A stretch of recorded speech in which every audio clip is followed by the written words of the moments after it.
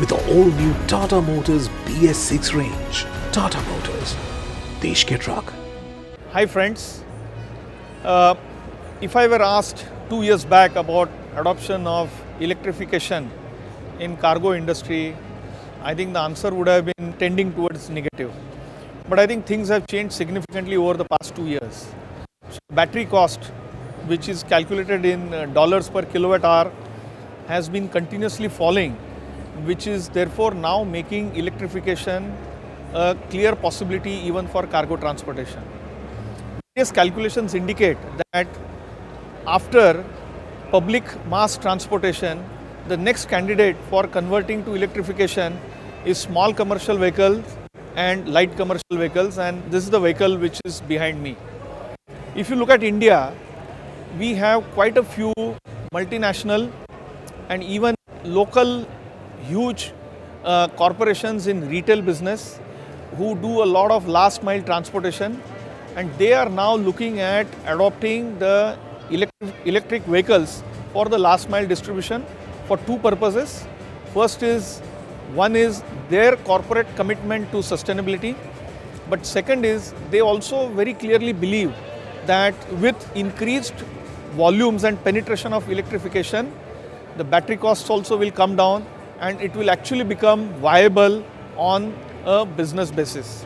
So what we have today here is the first light commercial vehicle, the T9 electric truck, which is actually meant for this last mile distribution for the retail customers. Intra-city goods transportation actually becomes the first candidate for electrification, the reason being the range.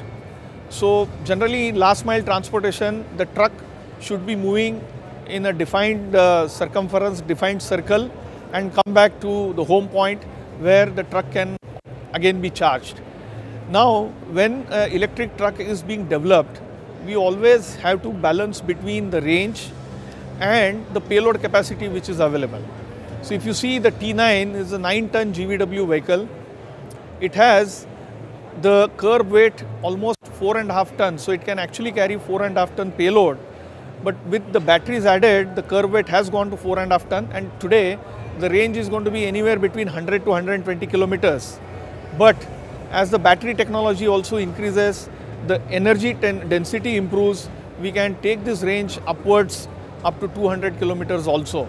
Now with this, it becomes a very, very potent candidate for shifting the intra-city last mile distribution transportation from diesel or CNG to electrification, because there is no emission whatsoever, and therefore we will be transiting to a completely green vehicle, and that will be the contribution to the environment. Today the vehicle which is here has a range of around 100 kilometers, can be extended to 120 kilometers, but as I said before, the battery densities, power density of batteries has been increasing continuously, and as this keeps on increasing, we will be in a position to package higher capacity batteries in the same space, in the same weight, which will therefore keep on increasing the range. In my view, such a truck should have a range of around 200 kilometers, along with a fast charging kind of extension capability. So within a day, one can also travel around 300 kilometers. Let me address it at two fronts. One is, I think you asked about viability.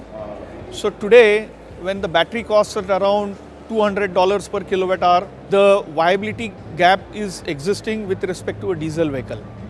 But as we know, we have already entered BS6, and the cost of the diesel vehicles is also going up. The cost of running the diesel vehicles also will go up. So you have the fossil fuel vehicle cost going up, whereas the cost of batteries is coming down.